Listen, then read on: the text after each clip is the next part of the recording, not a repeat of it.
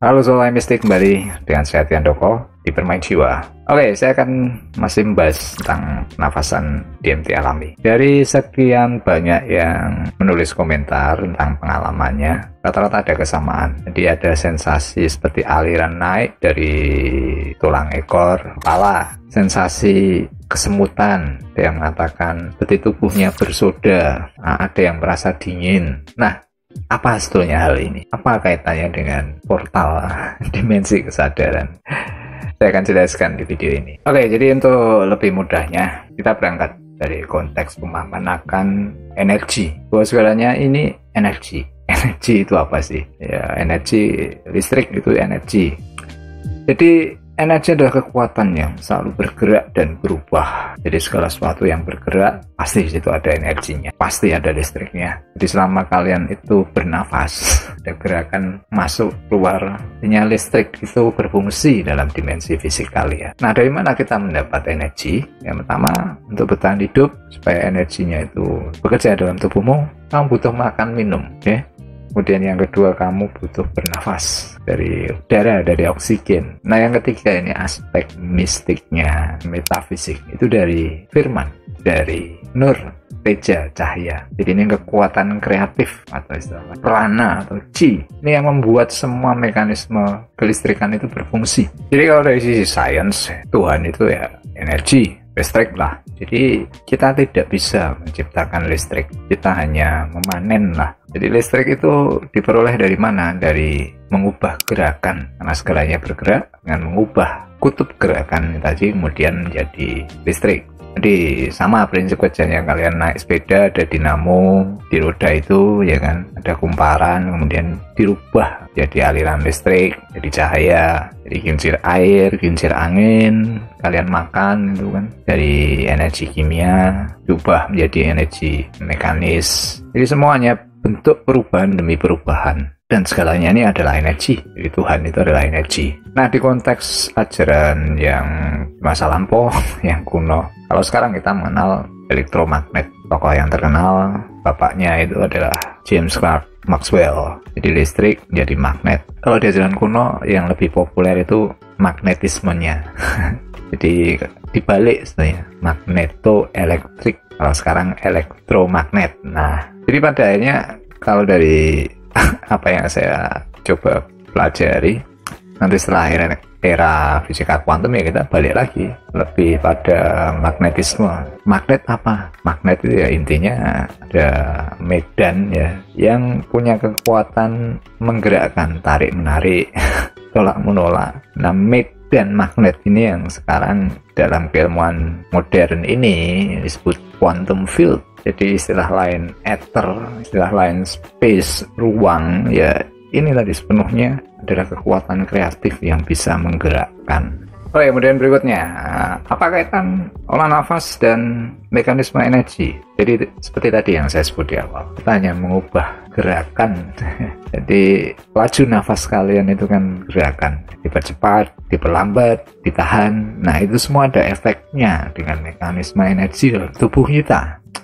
Jadi nafas terkait dengan detak jantung. Detak jantung itu yang jadi pompa ya, aliran darah. Kemudian kerja antara detak jantung dan otak. Ini semua terkait dengan sirkulasi nafas kita. Nah, ketika nafas ini kita kelola, artinya kinerja baik jantung kita yang mensuplai darah, ya kan? Semua kan ditransportasikan oleh darah seluruh tubuh. Bisa bekerja maksimal. Demikian pula otak itu yang menjadi receiver ya menurut Tesla, yang menerima sinyal itu juga menjadi optimal. Maka pemahaman konteks pranayama atau olah pernafasan yang lain itu adalah bagaimana mengoptimalkan aliran energi dalam diri manusia itu sendiri. Nah, di video saya tentang Kundalini saya cerita tentang Jonceng ya kan. Kalau di Negong itu ada yin dan yang, ada maskulin dan feminin. Jadi kekuatan energi feminin Kundalini fungsinya untuk apa,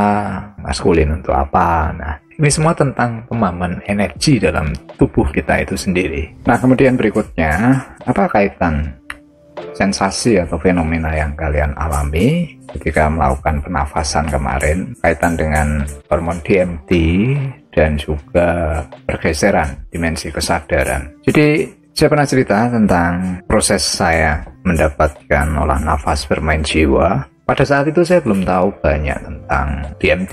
Mata ketiga tahu, tapi tidak banyak juga. Kelenjar pineal juga. Nah, sewaktu itu saya diajarkan bahwa siklus pernafasan sebenarnya kan secara sederhana ada 4 ya. Tarik, tahan, keluar, tahan. Nafasan normal cuma tarik keluar. Kalau 3 siklus ada momen menahan bersama nafas. Nah, ini yang dikatakan jeda isi. Tarik, tahan, keluarkan. Kalau yang 4 siklus ada tahanan saat kosong atau jeda kosong. Nah, istilah yoga ini adalah diberi nama kumbhaka. Nah, sebenarnya ada jeda kelima. Ini hanya mungkin dijelaskan di tantra atau ajaran-ajaran yang lebih kuno. Yakni jeda saat tidak menarik, tidak mengeluarkan, tidak menahan. Nah, jeda antara ini terkait dengan dimensi kesadaran. Kemudian proses pelepasan DMT secara alami. Jadi DMT ini sebuah hormon atau zat yang ada dalam tubuh manusia secara alami. Nah, menurut tulisan Profesor Rick Strassman, dia mempopulerkan ini sebagai molekul spirit ya, molekul dari roh. Profesor Rick Strassman ini menyebutkan bahwa minimal 2 kali manusia itu mengalami pelepasan DMT, yakni saat janin mulai mendapatkan kesadaran dan saat manusia meninggal. Jadi kenapa disebut molekul spirit? Artinya momentum hormon ini ada kaitannya ketika waktu proses awal kesadaran itu menempati tubuh janin, dan demikian pula saat kesadaran itu meninggalkan tubuh fisik. Nah, efek yang bisa diketahui kan ketika orang meninggal ya. Jadi sensasi orang ketika mengalami pelepasan DMT itu ada sensasi yang sama dengan yang kalian rasakan. Jadi ada semacam pelepasan serasa ringan, mengambang, melayang. Oke. Nah, kemudian kasus-kasus NDE, mati suri, itu kan orang sadar dia masih ada, tapi seperti tidak bisa berinteraksi dengan lingkungannya. Dalam beberapa kasus ketika orang mengalami kematian sesaat itu kan dia tahu tindakan apa yang dilakukan oleh dokter, dia mendengar tapi seperti tidak bereaksi. Jadi ini ya, ada kaitan pergeseran dimensi kesadaran dengan fungsi dari hormon DMT ini tadi. Jadi sewaktu saya menerima olah nafas bermain jiwa itu bagian dari saya mencoba menelusur kembali semua pengalaman saya diajarkan itu, dan itu menjadi semacam kunci pembuka. Waktu itu saya diajarkan pokoknya saat kamu menahan tanpa nafas, ini yang dikatakan jeda kosong, itu hubungannya dengan dimensi spirit, dengan kesadaran. Tapi saat kamu menahan bersama nafas, jeda isi, itu kaitannya dengan dimensi fisik. Nah, jadi ketika kalian kemarin melakukan olah nafas itu, saat kalian menahan 50 detik ya tanpa nafas itu kan ada ketegangan.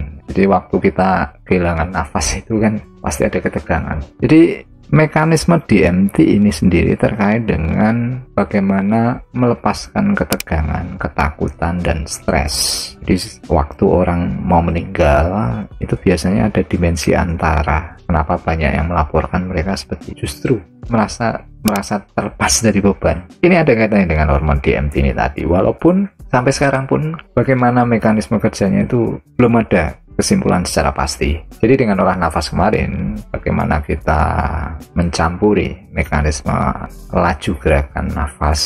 Ini artinya kita mengubah aliran energi, dan setiap perubahan ini ada yang kaitannya dengan dimensi fisik, ada yang kaitannya dengan dimensi spirit. Maka dengan pelepasan DMT ini tadi, ini sangat membantu proses saya belajar banyak. Di efek psychedelic itu efek melayang, mengambang. Nah, itu kenapa belum saya mendapatkan itu harus melepas semua apa yang saya ketahui. Karena apa yang dimunculkan sewaktu kita dalam kondisi pelepasan itu biasanya merupakan jejak-jejak yang menjadi keyakinan kita. Supaya kita bisa terhubung dengan dimensi yang lebih tinggi, nah, kita harus meminimalisir kemelekatan kita. Jadi buat kalian yang mungkin pernah mengalami ya, kalian kaget luar biasa, misalnya kaget sekali, efeknya kan sama dengan yang kalian tulis di komentar. Jadi kalau orang kaget setengah mati, itu kan badannya tiba-tiba seperti tersengat listrik, seperti dingin seketika. Jadi ini bagian dari tadi mekanisme hormon DMT. Jadi kuncinya sebetulnya bukan seberapa kuat kalian menahan saat jeda kosong, tapi saat kalian itu ada dalam tekanan kosongan nafas tadi. Dalam praktek yang saya bagikan di olah nafas bermain jiwa, semakin kalian tenang, justru semakin itu lama. Nah, pada akhirnya kalian akan mengalami jeda yang dikatakan dalam tantra itu jeda tidak menarik, tidak mengeluarkan, tidak menahan. Nah, ini celahnya, celah bagaimana kita terhubung. Dan ini juga tidak mudah karena butuh proses. Waktu itu saya juga takut gimana kalau nafasnya nanti tidak berjalan lagi. Tapi ya, semua pasti melalui sebuah proses perjalanan. Dan dari situ dengan pengolahan intuisi, akhirnya semua menjadi lebih lancar secara proses bagaimana saya belajar apapun yang saya bagikan di bermain jiwa ini. Jadi kalau di ajaran yoga Kundalini, prana itu adalah hidup. Dalam nafas itu ada prana. Jadi prana itu yang membuat jantung kalian berdetak, membuat semua bagian tubuh kalian itu berfungsi. Jadi sains itu menjelaskan dalam aspek fisiknya, tapi ya memang benar ada perubahan secara biokimia tubuh, tapi bagaimana itu mendapatkan pencerahan itu tidak bisa kita dapatkan dari sains. Maka di ajaran kuno itu kan lebih cenderung metafisik, memadukan fenomena yang secara fisik bisa dijelaskan dan mengkonsepkan sesuatu yang sifatnya abstrak tadi. Jadi dengan mengubah laju nafas, kalau dalam prana, nyawa manusia itu ada kuotanya. Jadi semakin kalian bernafas efektif, itu nyawa kalian itu, umur kalian lebih panjang. Karena kuotanya benar-benar kalian manfaatkan secara efektif. Itu kenapa kalau orang mengalami sakit, ya pasti ada perubahan dalam mekanisme nafasnya menjadi pendek, terengah-engah, ya kan? Nah, ini kaitan semua dengan pemahaman akan mekanisme kelistrikan tubuh. Karena dalam konteks secara metafisik ya, seperti Tesla jelaskan bahwa kita itu hanya menangkap sinyal. Dan sinyal-sinyal ini tadi yang kalau dibaca dari percikan-percikan neuron. Jadi yang dinamakan pikiran dalam konteks metafisiknya itu di percikannya aktivitas listriknya, bukan di otaknya. Otak hanya semacam televisi atau radionya. Jadi mekanisme memperlambat nafas ini tadi kaitannya, kalau dalam penjelasannya lebih rumit ya, ini tentang keseimbangan kadar O2 dan CO2. Kadar O2 dan CO2 ini terkait dengan pH antara asam dan basa. Nah, kondisi asam basa ini kan terkait dengan kelistrikan. Jadi kalau kalian terlalu asam, ya listrik kalian tidak berfungsi optimal. Kalau terlalu basah, terlalu lancar juga kalian korslet, ya kan. Nah, efek-efek ini tadi dikelola dengan mengatur nafas, menselaraskan detak jantung dan gelombang otak kita. Maka pada momen tertentu yang dikatakan kundalini terbangkit, ini kan ada yang dijelaskan seperti cairan yang dari tulang belakang itu naik menuju area otak. Ini saya baca dari ketika saya belajar remote viewing dokumen CIA. Jadi ini yang menjadikan portal, membuka matriksnya. Jadi dari situlah kemudian seperti kasus riset dari CIA itu kan, oh iya ternyata kita itu bisa mengindrai, melampaui batasan fisik. Jadi dalam beberapa tahun kemudian, seperti saya cerita di video saya tentang Ingwus One, apa yang dikatakan tentang bulan, apa yang dikatakan tentang Jupiter, sekitar tahun 60-an itu terbukti. Jadi fungsi dari mekanisme olah nafas dan meditasi itu ke sana. Kuncinya tinggal bagaimana kalian memanfaatkan hal ini. Oke, ini saja penjelasan saya. Semoga memberikan kalian wawasan tentang apa sebenarnya yang kita pelajari dari olah nafas. Silahkan berikan komentar, silahkan bagikan. Kita akan ketemu di video selanjutnya. Selamat bermeditasi, selamat bermain jiwa.